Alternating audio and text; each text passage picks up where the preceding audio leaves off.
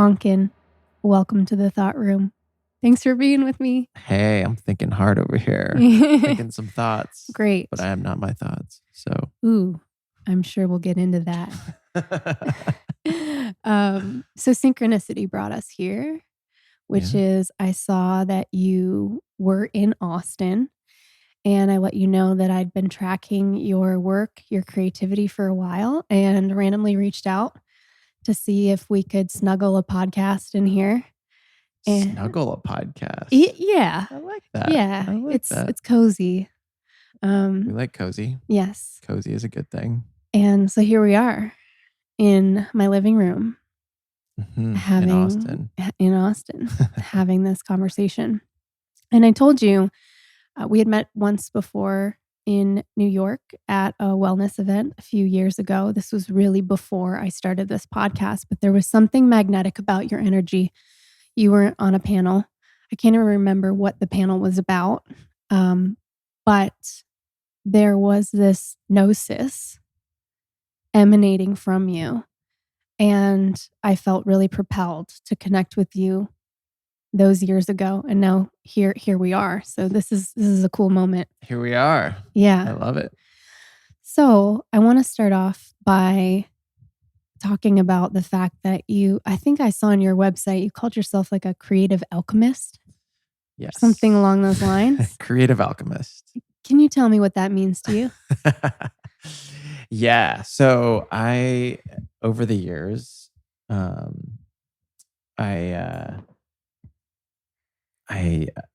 started out in graphic design. Uh-huh. I was a graphic designer, and then I became designing graphical things of nature, of that nature. And then I became a photographer and did the thing, became a commercial photographer, shot a lot of print campaigns and magazine editorials. And you worked for some really big companies, right? Yeah. Some companies people would know. Can you say those companies, or you're not supposed to say? Yeah, I can say. I mean, the companies like Nike and Reebok and Coca-Cola and a lot of companies that now in my journey, I would be like, maybe not. However, yeah, a lot of big personalities and magazines. And yeah, that was like what I was focusing on. I've always been in the arts. I've always had an artistic bone, probably not just one, probably a lot of artistic bones. Several in my body. bones that were artistic. Yes. Several bones. Yes. And so I went down that journey and, went through a couple, my huge up point in my career, and then my business started going downhill, and I started going downhill with it mentally. And, why? Because I was unaware that I am not my thoughts. Well, okay, so let's go there. Yeah. So I mean, there's so many layers to this whole story. But my business started going downhill, and this is after I was living in LA, and then I moved to New York, and I was shooting all these different things, and then these big commercial campaigns, and then I started losing all these bids for photography. As social media started to rise, the whole industry shifted, and my business started going downhill. Right. More photographers in the game, less jobs, more competition. And as my business started to decline, I started to freak out. I was like, what's wrong with me? Seems like a natural response. Yeah.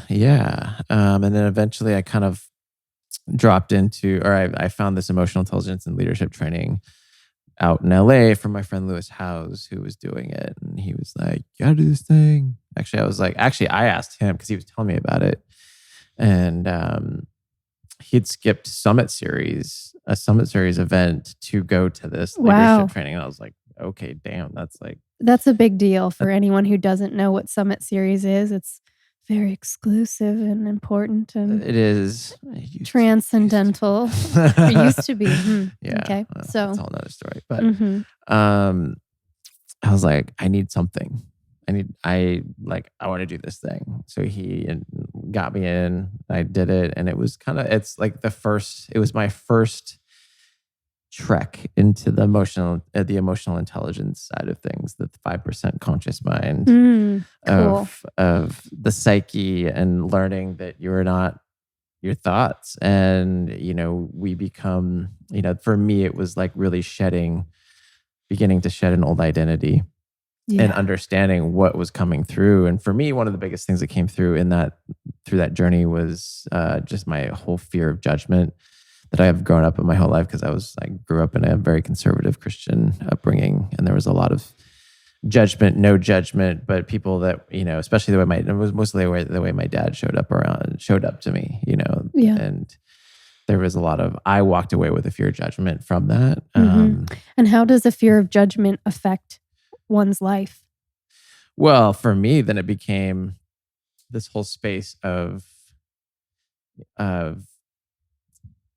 I guess part of it was like my life had become about, I was finding all my self-worth and validation in who I was shooting, what I was shooting, so the fear of judgment was like kind of living up to that and finding my self-worth and my value in that, when I didn't even really realize that that's what I was doing. And then when it started to crumble away, I was like spiraling mentally Ego and death. emotionally. Yeah.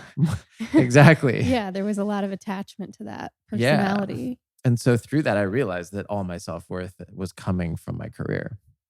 And so I began to start to shift that and learn, oh, okay, so I can create more from the inside. I can live from a space of possibility and not limitation. And that's all in my thought life. And judgment was a big limitation, right? The fear of being judged when you're putting yourself out there, especially as an artist. There is this I'm judged for my work. I'm judged for my creativity, which is essentially me. Right. And it's worse now with social media, right? I think because so many people are just afraid to even put anything out there, because will it get likes? Am I going to get canceled? It's like it seems like it's a really challenging time to cut through the noise and the illusion and to express as who you are. And I'm sure what you're saying right now is really landing for a lot of people. Yeah. Well, and the social media is just like an amplification microscope for it all. Right. And we all, it's this dance, it's this game of likes and validation. And, that's, you have to learn how to regulate that. And that's all an internal process. Right. Okay. So you went to this thing with your friend Lewis, you learned about emotional intelligence, and then what opened up from there? A whole new world. A new fantastic point of view.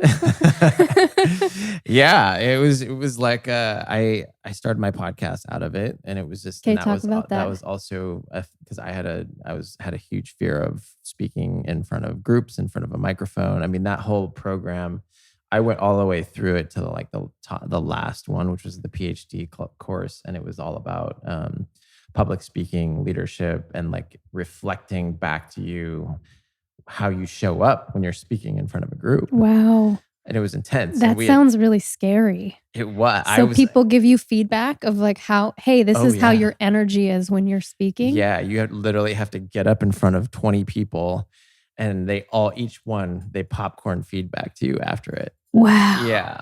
Oh, I was a poster child, because I almost walked out of the first day of that one, because I was so just what did people say about you?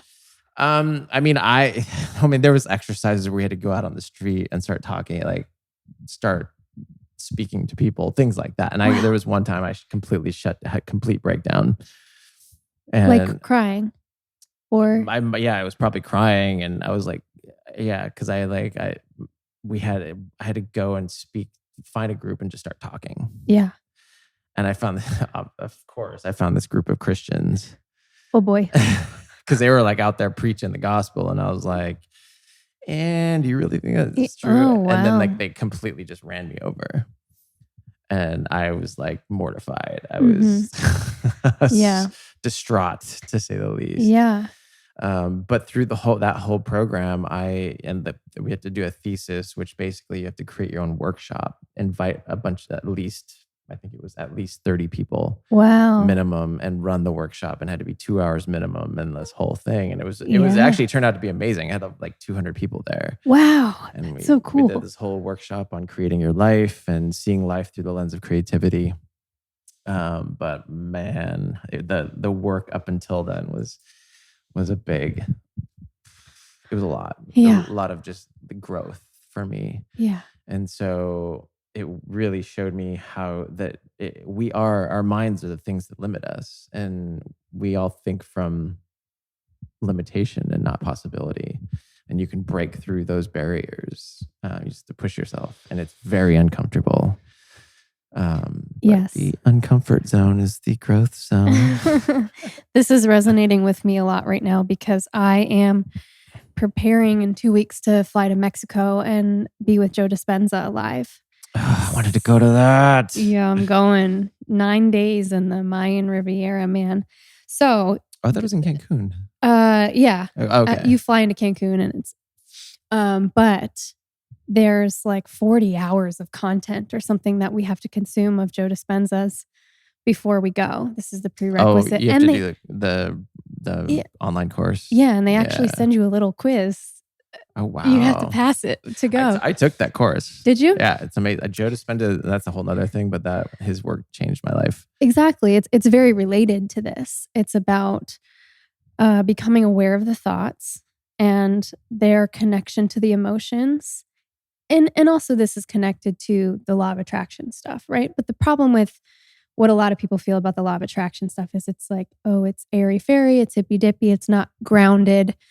And what I love about Dr. Joe is he gives you the physics behind the science behind what actually is the original intent of, the law of attraction and what you focus on, you create more of. We say that all the time. You've heard that. What does that really mean? I'd love to hear your thoughts on how we can take this lofty concept and how people listening, if they want to play in this space a little bit, how might they begin to work with something like this? I mean, I think the first step is to just become aware of the thoughts that you're thinking. So you have to take a step back and listen, observe the story that you're telling yourself. Oh, you suck at this. You're not good enough. How many of us say that all the time, right? Not enoughness. I purged that one in an Aya ceremony last year. That's a big one. Yeah, and it's these thoughts creep up all the time, and it's really so much noticing them first, becoming aware of them, and then you figure out what to do with them. Right, because if you have no awareness, then you have no control. Dr. Joe again, he talks about your mind and your body becoming one, and when you're not conscious, the body is just taking you for a ride of your autonomic responses, right? And the way that you're kind of reacting to people or things or your same situations over and over again. And I don't think we can become free until we start noticing the loops and the patterns. So that's a big hurdle. It sounds like you kind of got there through this program the emotional intelligence program that you were in. But what if there's someone listening who's like, I don't know how to become aware of my thoughts. I think I am aware of my thoughts, but I'm not sure. I mean, there's so many layers to it, right? Even that emotional intelligence program you're talking about the 5% of your whole body, right? The subconscious is the other 95%, and those are deeply embedded, like thought loops that are embedded into your body. Mm-hmm. I mean, I think, wow, I mean, what would be a first step? Meditating, maybe. Yeah, meditation. Maybe maybe do a meditation app to start. I do Vedic meditation, which is basically transcendental. Yep. Which is a mantra-based meditation, a little bit different than like a headspace or things like that. I've taken my TM, Transcendental Meditation training in New York, so I'm on board with that. That was a really great entryway into meditation for anybody who's feeling intimidated. The mantra is really great because it gives you something to root into if you have a super busy mind. Yeah, and it kind of blends, and it's like they call it meditation for busy people, Mhm. Mhm. because it really does kind of the mantra is an anchor for Mhm. your mind to drop in, even though your thoughts can be running. Yes. Your mind drops in, Yeah. drops to a more like relaxed theta state. I first heard about transcendental meditation through that book, Catching the Big Fish by David Lynch. Have you read that one? No, but Excellent book for anybody who wants to just kinda find out what that process is all about and how creativity connects to consciousness and to meditation. sounds like Really a good excellent. one. Yeah. I'll add it to the list. Yeah, add it to the list. I got a lot on the list, a Do lot of you? books on the list. Yeah, Yeah. Yeah. so many of them. What are you reading right now? Um,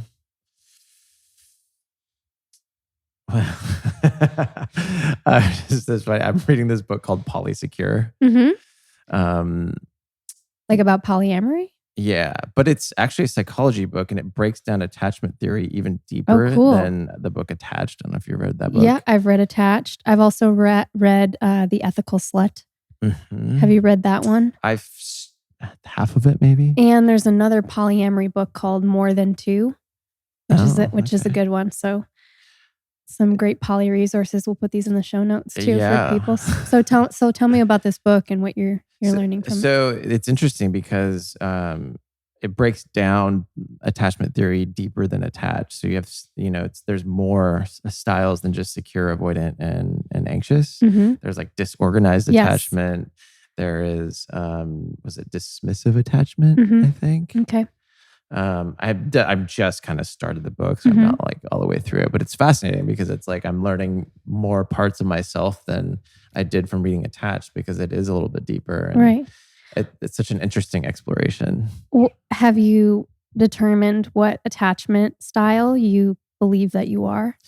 Well, I've been like a more like I guess avoidant into secure, but now I'm like maybe there's some disorganized attachment happening, some dismissive attachment happening. Yeah, yeah, So that I'm not, resonates yeah. with me. When I first read Attached, I was like, "Oh, I'm avoidant attachment through and through," which is, for anyone listening, I encourage you to read these resources and you'll find out so much about yourself. And I know in the book Attached, they have you at one point do like a canvas of your previous relationships. I made a grid of, like the last 10 people I had relationships with, like whether they were short or long term, and the reasons that they ended and how I felt Wow. about those people. So, what was I blaming them in the end? Was there a need that was unmet in me that they, air quotes, weren't giving me? Mhm. Or was there a need that they were expressing that I wasn't able to give them? For example, they wanted to spend more time together and I didn't want to, right? Right. That would be classic avoidant attachment. So, yeah, going through that process was super illuminating to me because, again, once we bring awareness, we have a choice. That's where Mhm. the choice comes in. You always have a choice, but you have to be aware first. Yes, And awareness. and then in my deeper explorations, more recently, I'm starting to identify with more of a disorganized attachment style, which is this idea of like, to sum it up, I love you, get away from me, that sort of thing. And really tracking how both the experience of my parents' divorce and their nasty 3-year custody battle, and then a relationship that ended about a year ago for me, 2 years ago now, actually, but it was really sudden and jarring, and it was a person that I thought I was gonna spend the rest of my life with. It marred me so deeply, and I've been working with not staying in the story of it, but it's made it really hard to open up afterward in Mm. relationships. So, and going back to the story of my parents and their divorce, I called my dad the other day to explain to him what I was working through with my disorganized attachment. And what I recognized was I was 9 years old at the time, and there were lawyers involved, there was court-ordered family therapy, there were, like, Jeez. restraining orders. I had my own lawyer because we couldn't use my parents because it wouldn't have been impartial. So it's crazy. There was Wow. 4 of us kids going through that. Both my parents, I think, eventually went bankrupt in that Oh whole my thing. God. So I had this idyllic childhood, grew up on a big piece of land in a Yeah. giant, beautiful designer home, um, and went to a private school and all these things. And within, 6 months, that had all gone away. Wow. So there's this big fall from Eden. I have very loving parents. And so the experience of being in this divorce with them was the love was there, the comfort was there. And then the next moment, they were so in their experience of kind of fighting with one another that they were just emotionally unavailable. Mm. It was just the way that it was. And I don't blame them. So, what that kind of creates for a child is like, wait, they love me, they're here. But then the next moment, I had these emotional needs and all this erratic behavior and emotionality, and they just weren't able to comfort me. Mm. And I started to have kind of bigger and bigger emotional outbursts, which at the time they were just like, okay, Hallie, like tone it down. And that's where my too muchness came from, because I had all this emotionality Mm. and no understanding of how to navigate that. So the disorganized attachment is kind of that hot coldness, and unpredictability and chaos. So I'm really enjoying watching that in my own life and deciding whether I still want to have contracts with that or not. Yeah. I mean, you get to choose. Yeah. You get to choose everything. And I think, yeah, the awareness piece is the first thing. It's like, what is that story that you're telling yourself? What are the negative things that you're telling yourself? Start there. Yeah. I mean, then the rabbit hole goes just like super deep. Super deep. And there's a lot. I mean, you definitely like need books and medicine, different things to move through this stuff, because it can go deep, but on the other side is even more beauty. I heard you mention ayahuasca. Yes. Mama Aya. Deep exhale. Do you care to share anything about those experiences? Yeah, I mean, I did. My first ayahuasca journey was a few years ago at Rhythmia, which is how I got connected to that event. And Aya is a different medicine than like psilocybin, and which psilocybin is probably my favorite. But we did 4 nights in a row, and it was. I mean, I've went through a whole death and rebirth, and probably, I mean, I've been through many of those on different medicines. And probably not on medicines too. And not on medicines. Just like shedding skin, old dead skin ego, and whether it is, we're always shedding old identities and dying to it. And like, I think letting go of old identities is dying to them is, some of the hardest things to go to, because we realize we're so attached to that identity, because that identity gives us self-worth. Right. That's what was happening with my photography career. It was like that identity of being a commercial photographer, shooting celebrities and brands and all these things was like, that's what made me. And to be able to shed that stuff and constantly get rid of it and get rid of that attachment. Part of the healing was, I think, not just ayahuasca, but mushrooms have been a huge place for me in healing as well. Very powerful. It's more gentle, I think. I was like slap. Yeah. So I did Arcana last year, which it was in Mexico, and did 2 nights of peyote. We did Sweat Lodge, peyote, Nice. Bufo, and then 2 nights of ayahuasca. Wow. Yeah. But I've been through it, like, I think over the last few years, and I had like a psilocybin journey like last New Year's, like a year ago. And I was like literally in my bathtub for 4 hours listening to an East Forest album. Oh yeah, he's awesome. Yeah, he's rad. Yeah. And that journey was really, the mushrooms were like, this is your upgrade. Like, all the journeys up until this one have been about the healing and the detachment from the earth suit and detachment from those thought identities that you think you are. And it was wild. And every journey since then, like even the ayahuasca journey at Arcana last year, was it was similar. Like I did purge the not enoughness, Right. and it was the last night of the week, and the previous night, like the medicine was a little watered down, so I was like having a hard time getting in the portal, like teetering in and out. Mhm. And then I told the facilitator, the owner, and he was like, "Oh, I got some stronger stuff tonight. If you want, I can give you some of that." And I blasted off, and I found myself like moving through my psyche and just talking to the medicine, and then like hanging out there, and then I felt the purge coming, and Yeah. that's when I was like, I sat up and I was like, okay, what are we getting rid of? Yeah. Because at this point with medicine, I'm pretty in a space of like, okay, what are we learning? What are we, if You're you treat having it, a dialogue with it. yeah, and it's like if you treat it as a tool, as a tool to help you move through things, then that's also a really great space to be. And first thing that came up was just like this feeling of not being enough all Mm. the time, So you and could actually physically feel this purge rising up in your body. oh yeah. And you were like, "Oh, this is not enoughness." Well, and also you can ask the medicine. So Yeah. I was like asking the medicine, what is it that we are giving up today, or what are Yeah. we getting rid of out of the body? Yeah. And that's what came up, was not enough. Yeah. Yeah, and then I like Yeah. sayonara. Yeah. I'm sure it was a little bit more bigger than bloop. Definitely. Probably like, yeah. Oh God.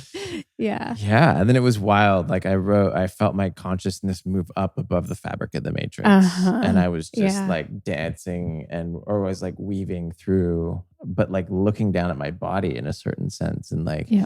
then I was taking the ikoros from the shaman. I don't know if you've been a shipibo. Yeah. That's the tradition I sat in. Yeah, and it's like they're incredible. Yeah. And I was like, felt myself like almost airbending. Yeah. And I This was is a like, shippy boat weaving right oh here. yeah. Yeah. So you were airbending. Airbending. So basically, like taking the ikoros, weaving an intention, whether it was like healing my chakra, cleaning the chakras out. Mhm. I also was like, found myself like taking the song, the ikoros, and the energy of it, and directing it towards my mom and my dad. And my mom, she'd had cancer for a couple of years, and that's a whole nother thing.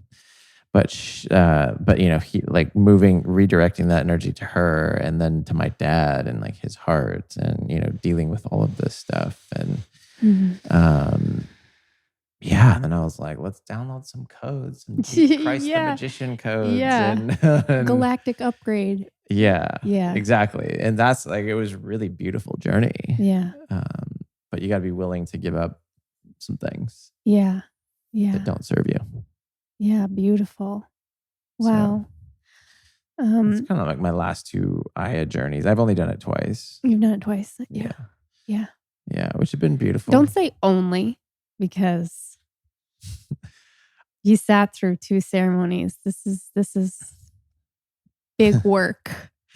Yeah. And some people will never do it, and some people and some people shouldn't, because they're not called to it, and it's not a thing to do because it's a fad or whatever. And it doesn't mean, I know people who have sat in over 100 ceremonies.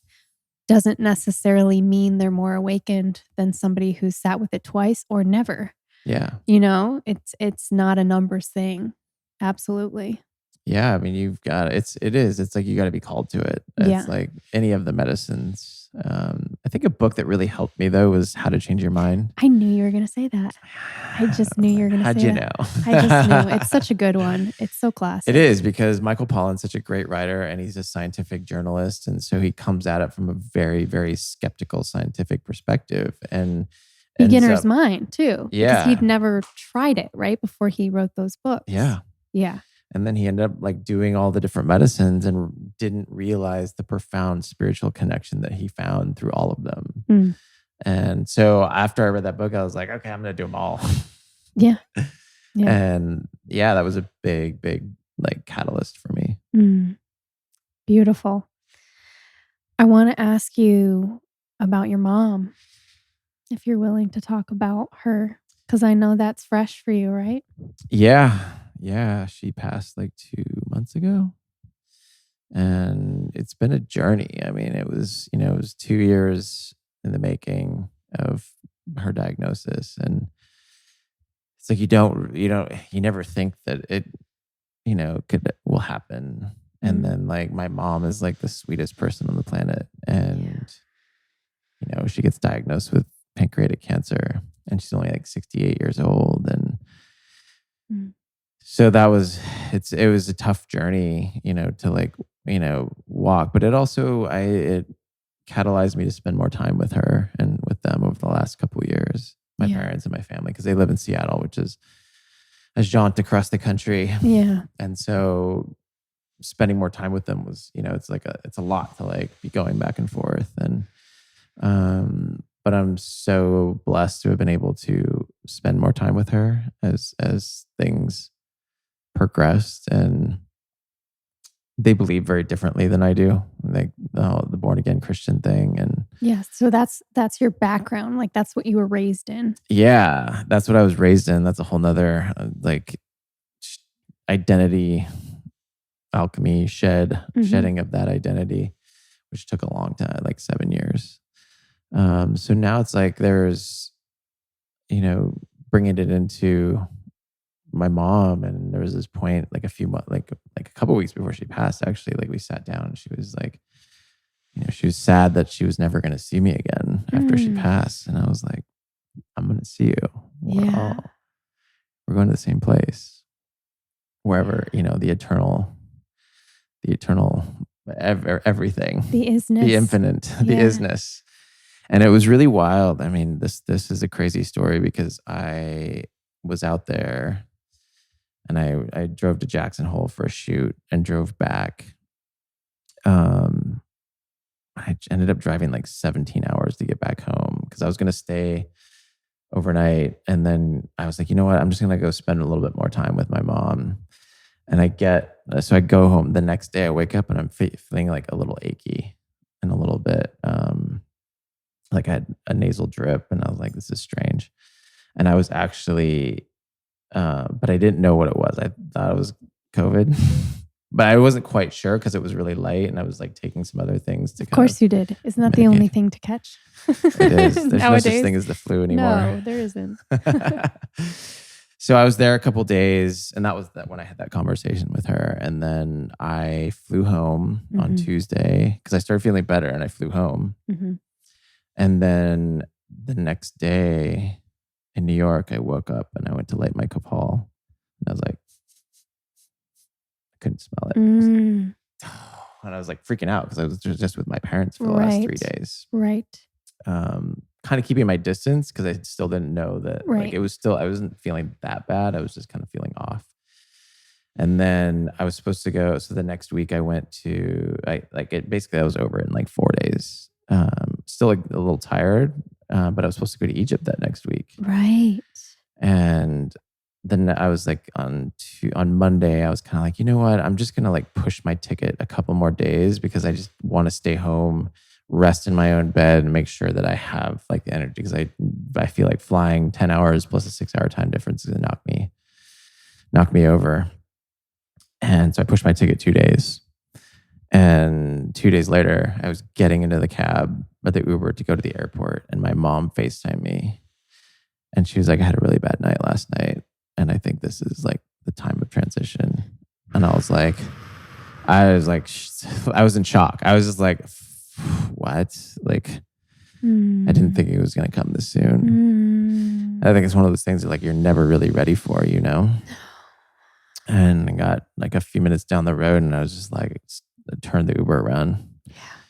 And went back and I was like, I need to go home, you know, and I canceled the whole trip to Egypt and flew home a couple days later. And I mean, it was crazy. Like she had gotten worse like in the next couple of days. And they were like, come out. I FaceTimed her and she was like, they were getting her a hospital bed in the living room. And I was like, ooh. Yeah. Then she couldn't even really talk much on the phone because it was too hard for her to talk. And then I got out there a couple of days later and she was basically kind of just sleeping. Mm. And she, I was like, got there and I was like, I didn't even know she could hear, but wasn't really like, couldn't respond. I was Yeah. like, Mom, I'm here. I love you, And I knew she felt me there. And the next morning, my brother-in-law flew home. And mind you, my parents lived with my sister and brother and the nephews and brother-in-law. And like my sister ended up getting COVID, right the day that my mom's health went down. My sister got COVID, so she was like quarantining upstairs, not coming Wow, down. that's It was this whole craziness. wild thing.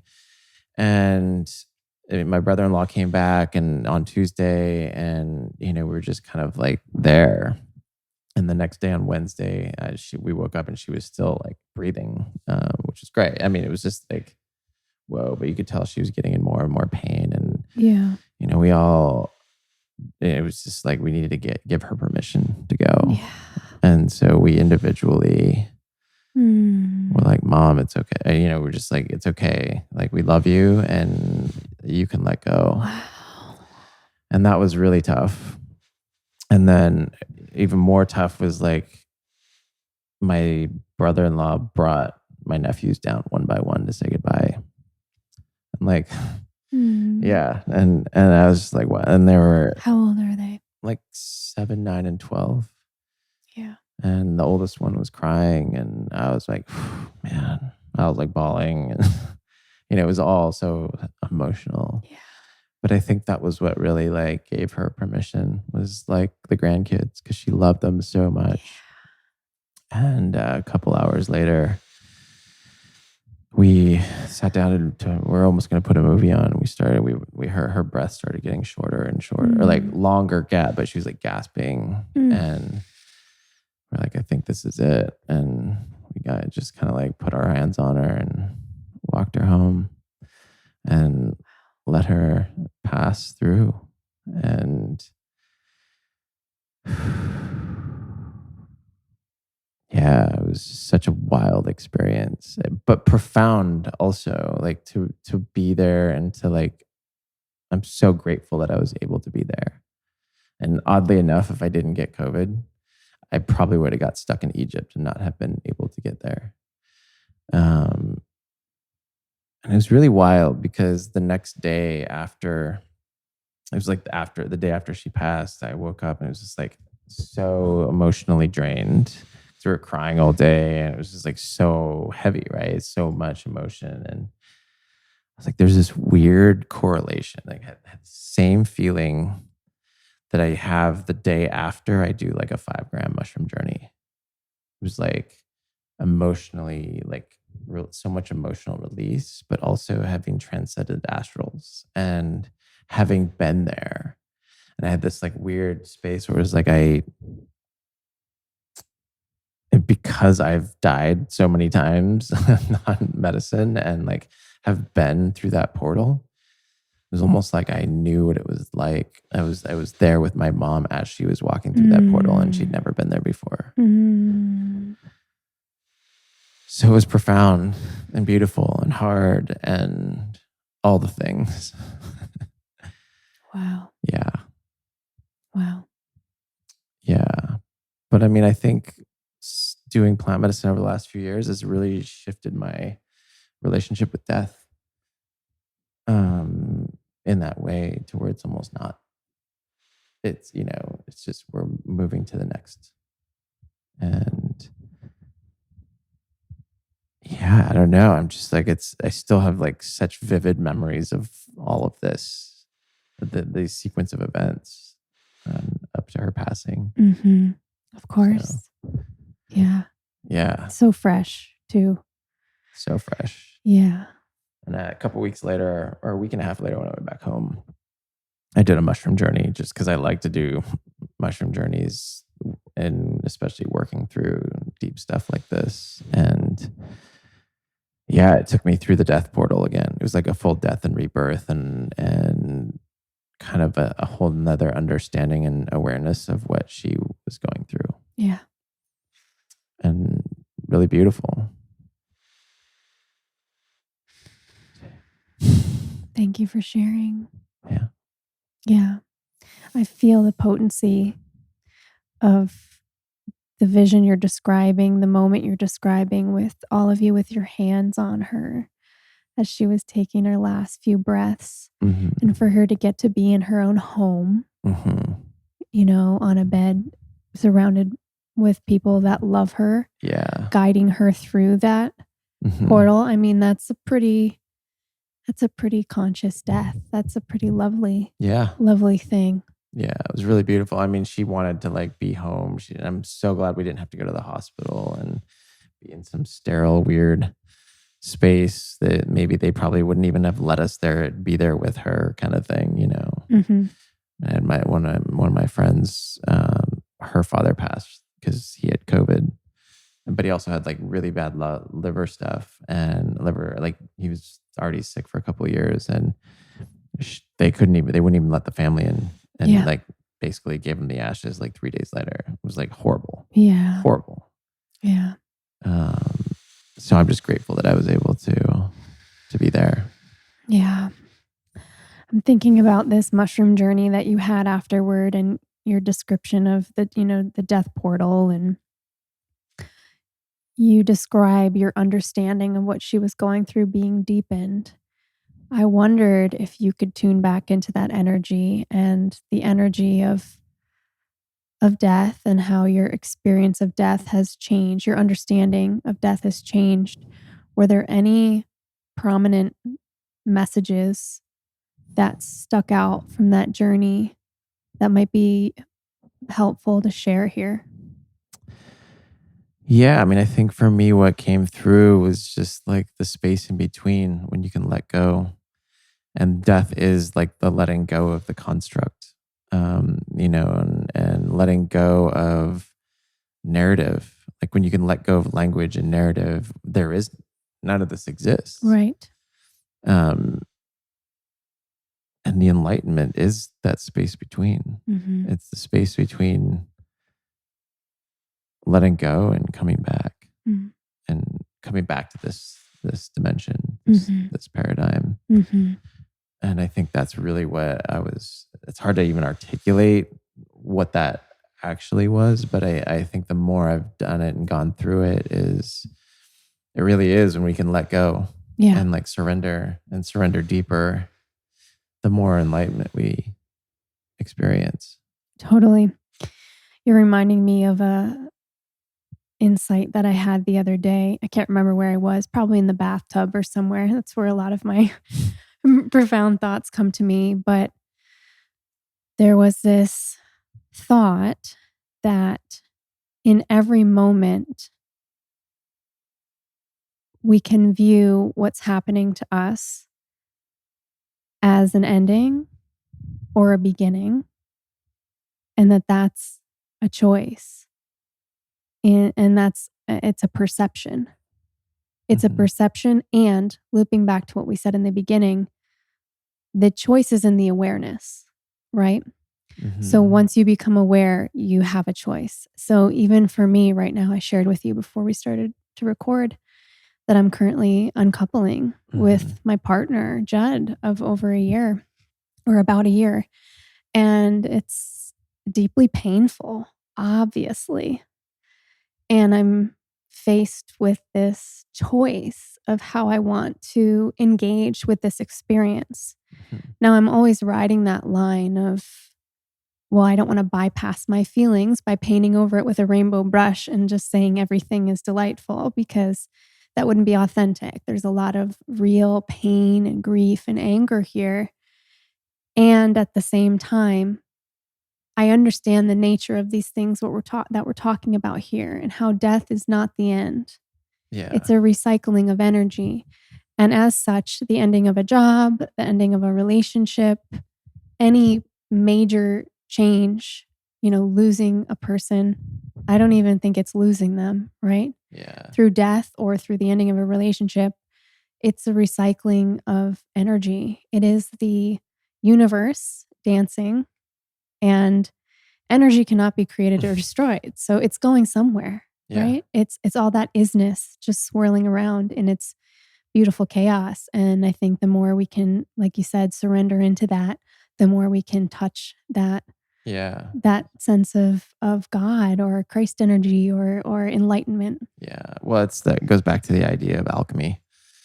And we can transmute that energy. We feel it, move it through, and then transmute it into something greater. Mhm. That's the gold, right? Mhm. That's the gold. That's the gold. But you got to feel it. You got to move the energy through, right? Like whether it's grief or anger that you're feeling. That's what I've been trying to do and practice, especially with mom, and feeling the sadness and feeling it and being okay with it. How are you doing that? Um I think meditation has been huge with just like balancing, but also it's if emotions come up, just letting them, like crying and letting that move through it, Yeah. and also just setting that intention, and in the mornings of like, if whatever needs to move through, like feel it and let me feel it and let it move through. Mhm. Because if you keep it stuck in your body, Yeah. that's where disease comes from. Like that, it Yeah. leads up to sickness and disease, and Mhm.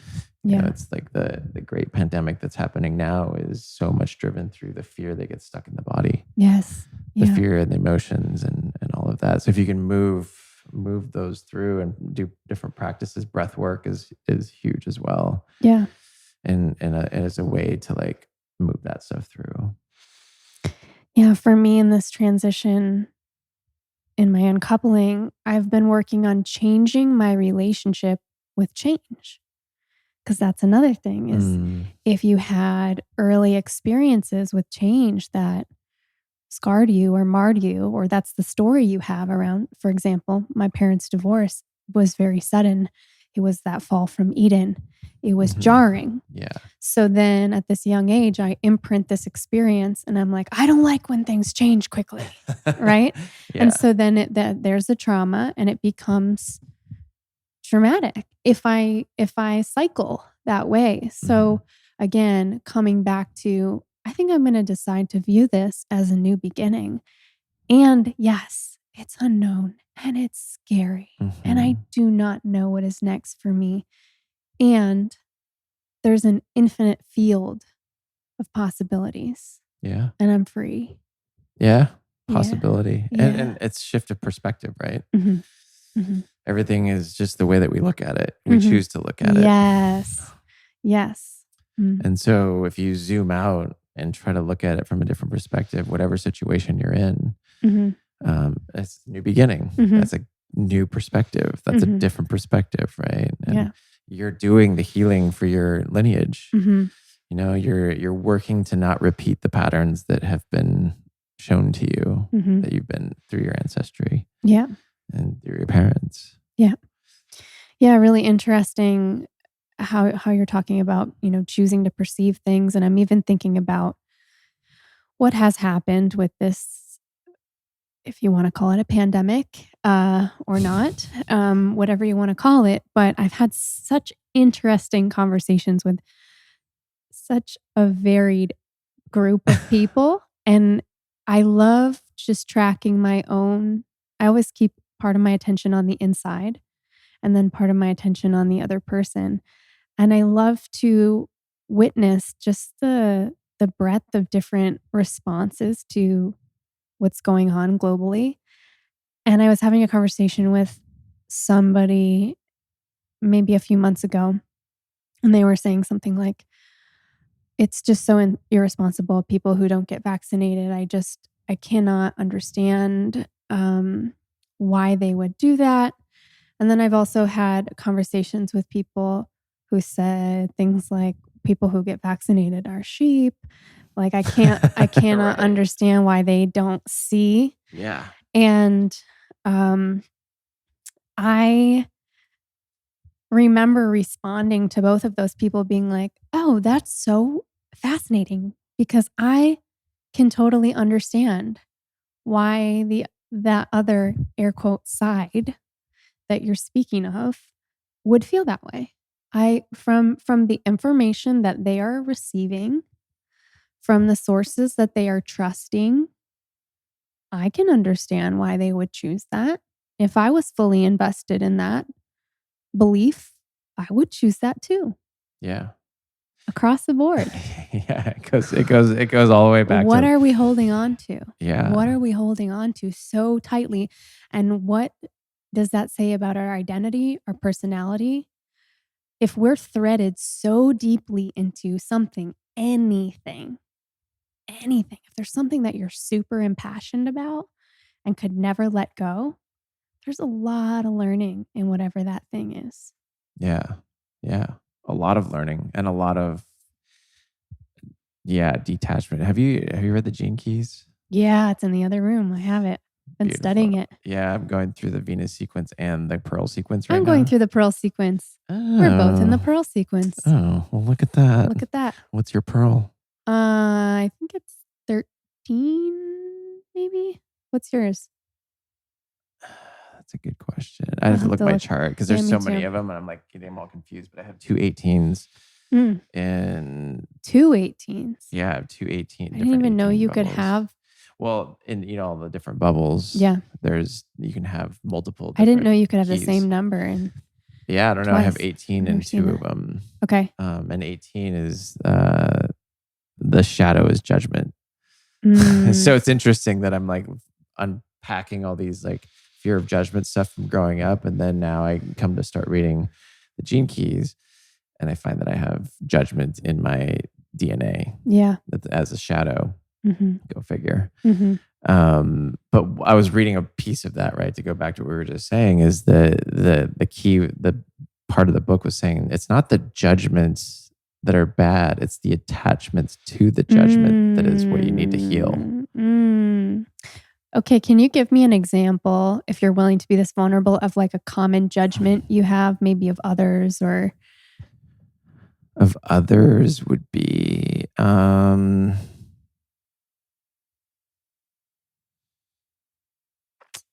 yeah, I mean, just like stuff like, oh, it's things like, oh, they don't know what they're doing, or in multiple situations, right. and sometimes it can even creep in the whole pandemic side of things, and I've been working to try to stay like, okay, back down to like a more neutral perspective, because we were talking about, it's like everyone does, like, you believe the information that you are taking in. Yeah, and that the algorithms are curating to you because that's what those brilliant algorithms are designed to do. Exactly. So we're just dipping ourselves in the pool of our own biases. Right. Yeah, we are operating from bias, but sometimes it's so easy to judge the other side, or if there is another side, or right. Well, there's the question. And that's the whole play, right? Is division. Yeah. It's really more about division, so where everybody's fighting amongst themselves than really anything. Let me ask you this. Why would anyone want to create division? What could be the motivations for somebody? How might different groups benefit from division? Because, playing devil's advocate here, I can see unity being so wonderful, and I don't think it's completely idealistic. I do think it's attainable. I think it's something we're working toward, and that's the belief system I choose to hold. Why isn't that so easily adaptable by all? Why this divisiveness, Nick Onken? Well, I guess it's probably wag the dog, right? Keep people busy fighting amongst themselves, and you can be over here doing creating systems and creating things that might give you more power and money.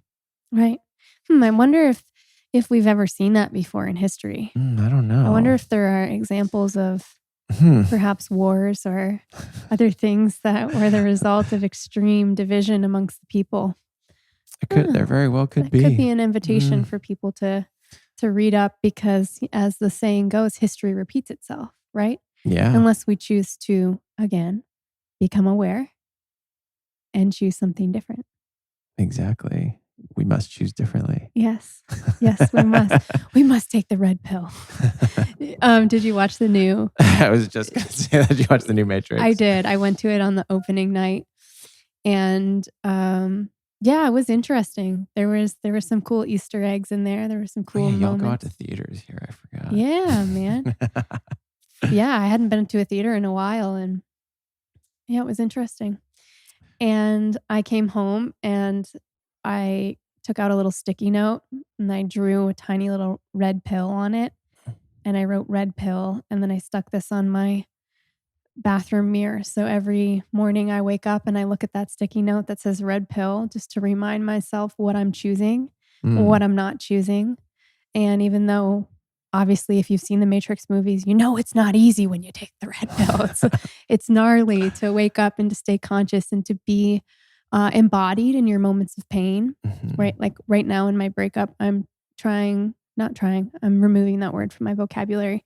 I am being conscious of not dissociating out of my body, because when we have these extreme situations or transitions that remind us of previous trauma, we go into that deep, deep, deep subconscious patterning that keeps us looping. And we often dissociate because it reminds us of something really, really traumatic. So my Mm. work right now has been to stay in the body. And anyway, the red pill, that was one integration of me watching The Matrix. Yeah, and then you think about it, there's definitely many different versions of the red pill. Mm. Like there's so many different levels of awakenness. Can you explain that scene? Just if there's anyone listening or watching on YouTube that has not seen The Matrix ever, one, I'm surprised. Go watch them, and two, yeah, let's go back to that first Matrix scene where Neo is offered the red pill and the blue pill, and can you give some cultural context so that if Are we there's talking anyone the first Matrix or this last Matrix? either, I mean, I feel like the situations are the same, but what does the red pill represent and what does the blue pill represent? Yeah, I mean, the red pill is the to going behind the fabric of the Matrix. Mhm. And I mean, the Matrix being this holographic world we live in, and these are different levels of awareness. That's Mhm. all it is. Mhm. Consciousness is just awareness. The more Right. awareness that you have, the more your perspective shifts, and the Yeah. more you see things differently. And the blue pill is really getting caught in everything The material, the material, the being entertained, and just like being a illusion, drone, the delusion, the fight, the pursuit of money. the Buddhists call it Maya. Mm. Yeah, Yeah. yeah, that's a Mhm. good one. Mhm. And getting caught in that and thinking that that is, because that's where you're never going to feel enough, and that's where you're going to just get caught in the hamster wheel of society and life and the way that they've programmed everything to be. Mhm. Um, and not in a tapped into spirit type of way. Mm. And it's really difficult. I mean, how do you even explain the Matrix? Mhm. Because different people have different perspectives of what that is and different levels of awareness. Mhm. And then there's all kinds of different narratives, right? Like the narrative wars that are happening right now. Yeah. There's even different levels of the red pill within that Mm. of It's very meta. It is. It is, Yeah. but it's true. I have so many different friends with different perspectives on, with the vax, no vax, Right. mask, no mask, and this, I think what this last couple of years has shown us is that it's really much more apparent, and it's breaking away, and you're either stuck deeply in it or you're looking at things from a different perspective, a different awareness. Mm. What's coming up for me as you talk about this when you say, you're either stuck in it or you're free, is when I look at my life and I consider where my energy is going, I like to assess if I'm choosing to suffer in something. And what I mean by choosing to suffer is there a lot of energy invested in this one idea, concept, position, person, event, emotional event? And am I spending my thought energy looping there? Right. Because however justified I feel, what I'm learning and knowing about neurochemistry is that we become addicted to our own chemicals, Mhm. right? Like our brain's ability to produce and secrete, and it's connected to all our glandular systems.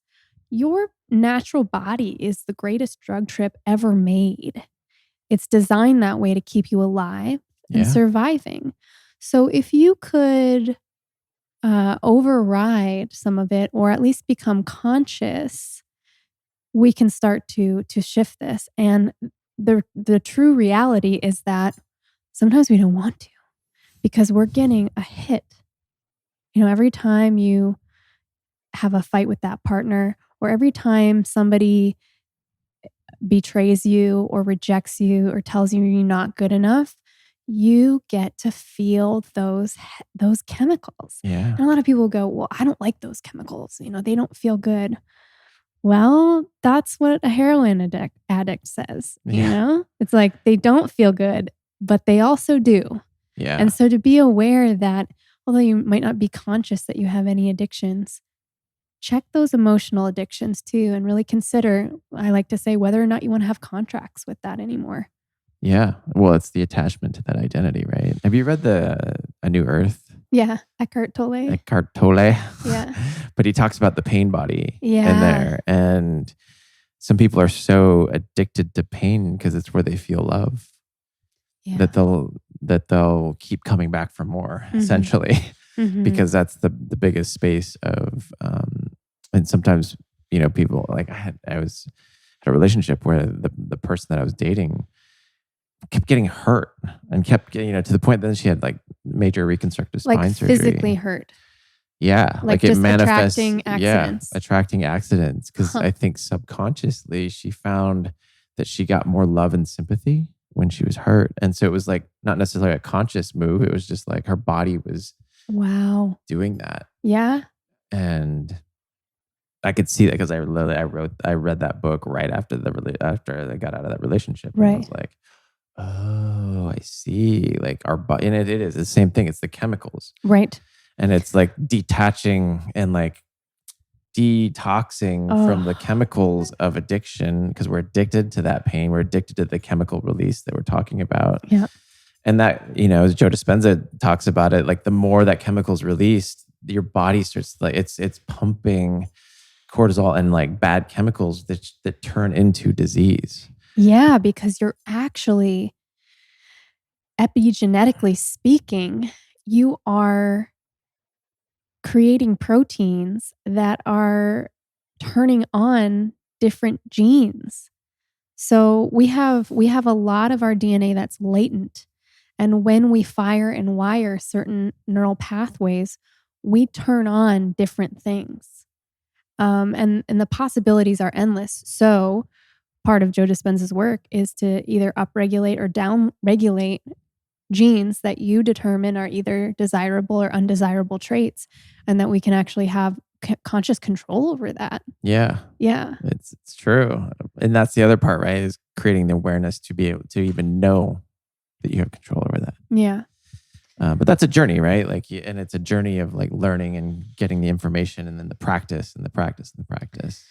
So I would say for those listening, I'm coming up with a question that is, if you're sitting with something right now that is taking up a great deal of your energy, whether it's what's going on a global scale or within your family or within your relationship or within your job, here's a difficult question.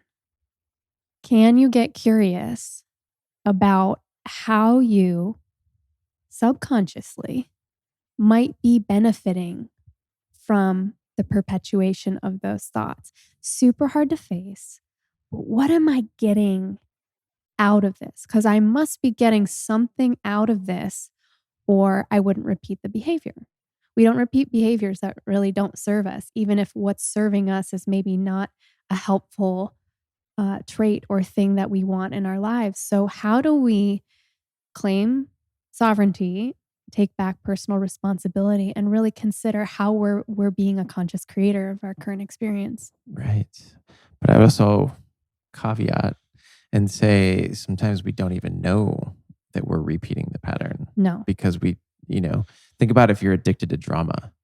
Think about like if you're a type of person that is always in relationship drama. Yes, Where's that coming from? exactly. Your nervous system it's used to being in fight or flight all the time. That probably comes from like your parents, like Yep. fighting or whatever.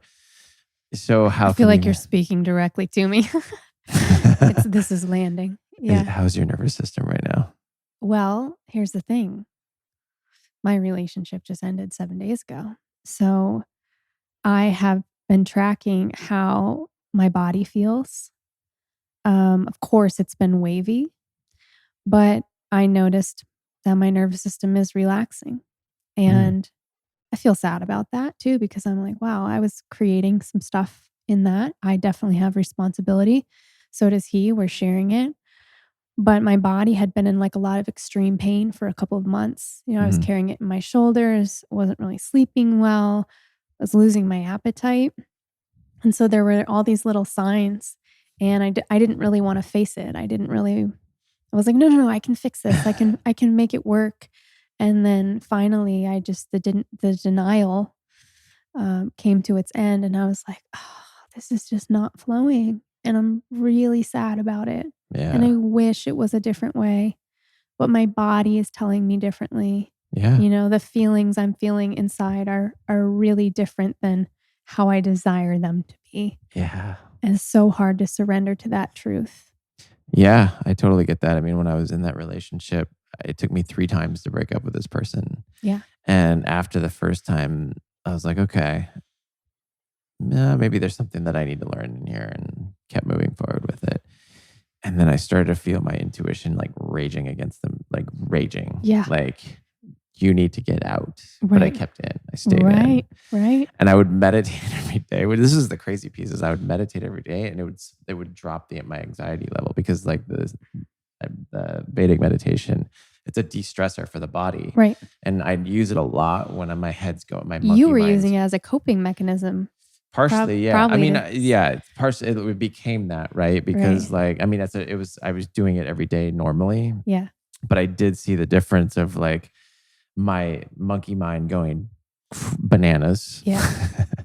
And the anxiety would just be, like, coming up Yeah. like crazy, and then I'd meditate, and the monkey mind would calm down. Yeah. Because the monkey mind obviously fuels our like chemicals that are released in our body, Yep. and so they would like calm down. But then like the whole relationship was just so like walking on eggshells, and like it was my nervous system was like, and eventually, finally, on the third time, we broke up, and I Yeah. was like, stand your ground and let her go. And that wasn't easy, I'm sure, because No, it was not. you're breaking an addictive cycle. Yeah, Yeah. yeah. Yeah. And it's hard. Sometimes you really have to, I mean, all the time, you really have to stick to your guns and stick to what your intuition is telling you. Yeah. If you don't, that leads to more your body getting sicker and aches and pains because it's We're flooding your suppressing the body's, yeah, emotions, right? you're holding it in, and your body's just releasing the chemicals that are making it turns into disease. Right, I was gonna say if you do it long enough, it becomes something chronic, Hmm. Hmm. like something more serious or an accident or something catastrophic, because if we don't listen, that's how the universe forces us into transition.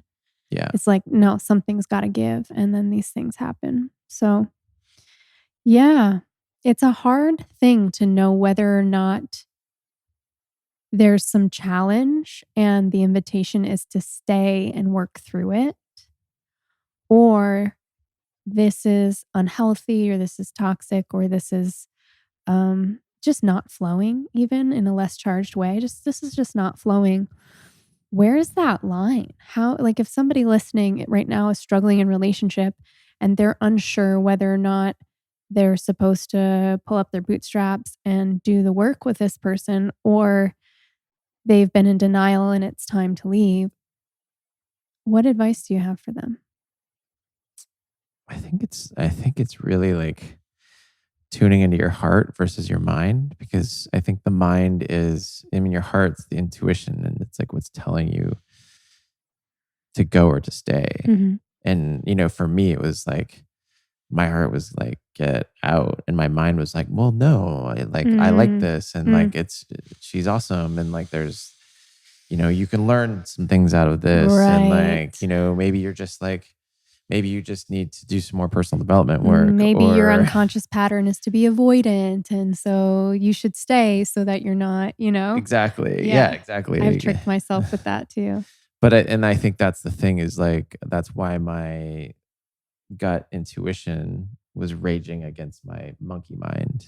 And I think it's really like sit and feel what's present for you. Sit and feel, is it my mind? Is it my monkey mind like trying to like justify things? Like, is your Mhm. mind trying to justify staying in this, or Yeah. is it actually what your heart wants? I wanna underscore the fact that you said sit and feel, because if you're a very cerebral person, it's like, "What does that even mean?" Um, it means that you're not gonna figure it out through your mind, which is the same machine that is creating a lot of these issues, right? So to sit down and analytically try and figure it out, for me, is not the answer. And I think what we're talking about here is how to tune into the voice of the intuition. I've talked about this before on the show. How can you distinguish who's talking? Mm. And for me, the heart, the intuition, the gut, for women, sometimes the womb space, there's that connection of deep seated knowing, is it speaks softly but firmly. Hmm. It speaks in very short messages or sentences, Right. usually not even sentences. It's like a yes or a no, or do it, or stop, or like you said, get out. It's like that. It's just like someone looking at you in the face and being like, I'm calling bullshit on you. It's like that friend that's just going to tell it to you like it is. Now, the mind speaks in those rationalizations. It's talking you in, it's talking you out, it's Mm. speaking in full sentences, it's a little bit more chaotic and it's vibrating up here a little bit, and it's confusing. I have this insight in ayahuasca, which was one of the things that I worked on integrating. I had an experience of seeing my mind mapped out and how often I went through thought loops of questioning myself. Wow. Yeah. Um, and the the little tool I was gifted with was, you're not listening to you're not speaking the language of the intuition when you go to a third thought in a chain. And I'll explain what I mean. So say I'm using the example of breaking up with someone or ending a relationship or uncoupling. And I ask the question, right? We talk about engaging with that higher self. So I ask a question on the inner: should I end this relationship? And I listen. And the feeling is yes. But then the mind goes, no, but maybe you should this. Maybe you should stay and you're just avoiding, right? So then now we're on the second thought. And that's okay. That's sometimes helpful because you can feel intuitively the difference. So now I've got the yes in my right hand and the no in my left hand, and I'm weighing them like in my energetic space and feeling the difference. So that's contrast. And that can be helpful because you can become very clear that way. No, this is the actual answer. But once you get to a third thought, that's where the ayahuasca guidance showed me, like, once you've gotten to the third thought, you're spiraling. So if it ping pongs back and you're like, oh yeah, well maybe I this, and then maybe Oh, I'm I was that. in like 10 thoughts You were down the 10 road. thoughts Oh, at deep. least 10 thoughts down the road. So, but what if we all cultivated that awareness and we cut it off at the third thought and we said, nope, that's it. Yeah, I love that. That's it. That's all you get. Decide. Decide Decide. now. Even if you decide not to decide right now, that's a decision, because you are not going to spend your time exactly where you are looping around back and forth. If you can't decide, you can say, I'm not going to decide right now. And you can come back to it, or you can just decide right there. But to go back and forth, 15 thoughts, 73 thoughts, think of how much life force energy you've just wasted. Oh, yeah. Yeah. Totally get that. Been there. Been there. Used a Haven't we lot all? of it. Haven't we all? It's an addiction, man. I want to talk about your hats. Yeah. Can we talk about your hats before you go? Wow, that's that different transition right here. I know. Well, they're really so important because they are pieces of art. And, like we talked about in the beginning, you are a creator of so many things. You're a photographer, you're a DJ, and you create these amazing hats. Thank you. I guess we could finish the definition of creative alchemist at this point. Let's do that. That would be a nice loop to close. Yeah, because the whole idea of it was something that I came up with because I started dabbling in so many different mediums. And the whole idea was like, I can alchemize everything together under one umbrella as being a creative alchemist. So, and alchemy is also a big representation of the spiritual journey and the emotional journey that I've gone through in my last 10 years. And so I think creative alchemy it's blending everything together to create one sort of brand or I love it. Vibe, whatever you want to call it. I've been very connected with alchemy and the theme of alchemy this year. I don't know if you noticed, my mentorship program is called Soul Alchemy. I like so it. it's that same idea of taking the raw materials of our life. What are our preceptions and perceptions. So, of the mind, and then what our senses are bringing in. And how do we take the raw material of our environment, our experience, our relationships, our thoughts, and transmute them into spiritual gold? So I like it. I think we're on the same page here. So definitely on the same page. So I have so many questions about the hats. And if anybody is not watching the video, you can check the video out, and we're going to look at this hat here. And then also you're going to want to check Nick out on social media, and you have a website for the hats, I'm assuming. Yeah, I mean, the Instagram is probably a better place because there's more stuff. It's Onken Hat, Onken hat. These are the most unique hats that I've ever seen. And here in Texas, we're hat people. Hats are big over Hats here, are big. as with everything There's else so in many hat Texas. shops. Yeah.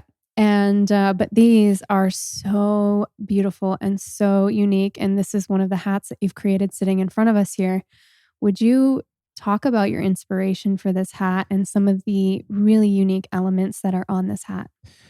Yeah, so I'm starting to call they're custom experiences because they're all one-of-a-kind hats. And this hat here was inspired to by Egypt, which I wanted to go to Egypt, but I will make it to Egypt. So we did a little bit of I cut out the silhouette of the pyramids. Yeah, that's so cool. Out of the hat. So snipped it right out. That's so cool. Out of the brim. Mm-hmm. Yeah, out of the brim. And then put the coordinates of the pyramid of Giza on top of there. How are these? Are these stamped on or burnt on? They're engraved on, burnt. Yeah. So is it by hand, or is there a machine that does there's that? a machine. Yeah, cool. Yeah. And the back here, abracadabra. Do you know what abracadabra means? Tell me. It means into existence I speak. Oh, I never knew that. Because you always hear magicians say it. Yeah. Into existence I speak. So the idea here is your words have wings, and these are Egyptian wings. So speaking of creating your reality, the top here has sacred geometry, Metatron, Metatron's cube. Yep. And then I put a cobra at the top here as an ode to Egyptian headwear. He's so cute. He's perched right at the just front chilling of the hat. there. Yeah. And then some rose quartz and a pearl. Rose quartz here. It's just love always. And then these pearls mean wisdom. So we're channeling some Egyptian wisdom here. And I've started to channel light codes. So this is like hand-drawn light codes. Wow. Those are so unique looking. Yeah, I don't know. It just started coming. Is there a meaning to that symbol that you're aware of? Not exactly. I think it was just I just started drawing it. I think it was I'm channeling. I just started doing this because I've been wanting to do something like this. So when you say channeling, you basically mean getting in a flow state and getting out of your own way and allowing Yeah, what kind of information wants to be sourced from exactly. the all that is. Exactly. You And know, I'm still learning. This is a whole new thing that I'm like dabbling with, right. because the more we can open up as a creative vessel, we can birth a creative idea through.